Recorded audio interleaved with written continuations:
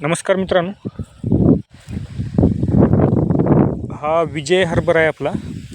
थोडा पेरलेला आहे डाळीसाठी, म्हणून याची चांगली असते ना त्याच्यापुढे. पण सध्या व्हिडिओ करायचं कारण म्हणजे मित्रांनो, सध्या आभाळाची कंडिशन अशी आहे. आमच्याकडे रात्री थोडासा पाऊस आला आहे. मी लातूर जिल्ह्यामधला आहे.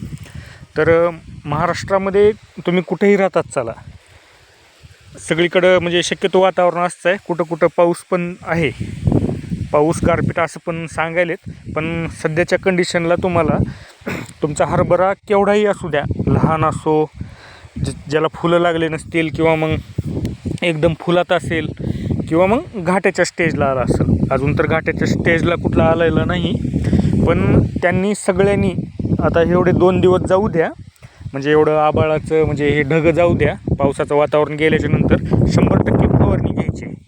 कारण आता एवढं 5-6 दिवस झालं वातावरण असंच आहे.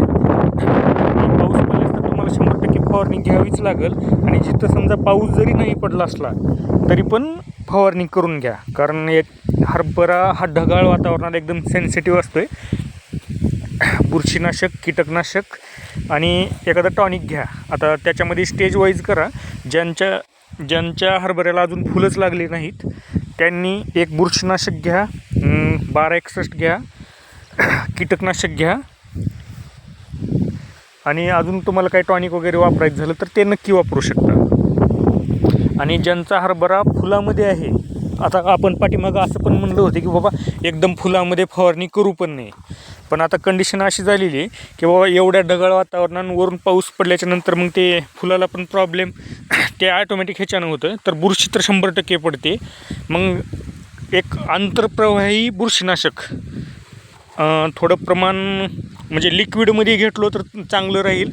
त्याच्यामुळे जरा फुलावर अजून थोडा परिणाम होईल. आणि जर पाऊस जास्तच पडला असेल तर मग बुरशीनाशकासोबत एखादं टॉनिक घ्या. त्याच्यामध्ये तुम्ही इसाबियन घ्या, किंवा मग सीविड असलेलं अजून कोणतंही टॉनिक घ्या. त्याच्यामुळे काय होतं, आता पाऊस पडलं की अगोदरचे फुलं जरा गळायच्या नादी लागतात आणि हरभरा अजून वाढ चालू होते.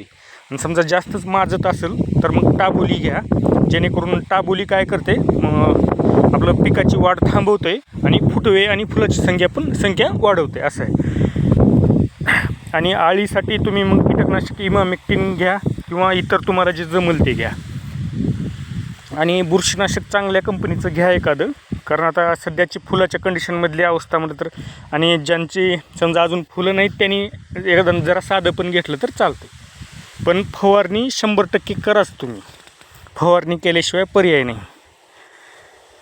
आता ह्या म्हणजे फवारणीची सध्या सहसा जास्ती गरज नव्हती, कारण काही जणांनी ह्या 7-8 दिवस अगोदरच फवारणी केलेली होती. पण हे वातावरण एवढं खराब होण्यामुळं फवारणीला केल्याशिवाय पर्याय नाही. तर एका फवारणीचा तेवढा खर्च आपला वाढलेला आहे. आता मी पण 2 दिवसांनी अजून फवारणी करणार आहे. बघा मित्रांनो, भरपूर एकदम फुलामध्ये आहे.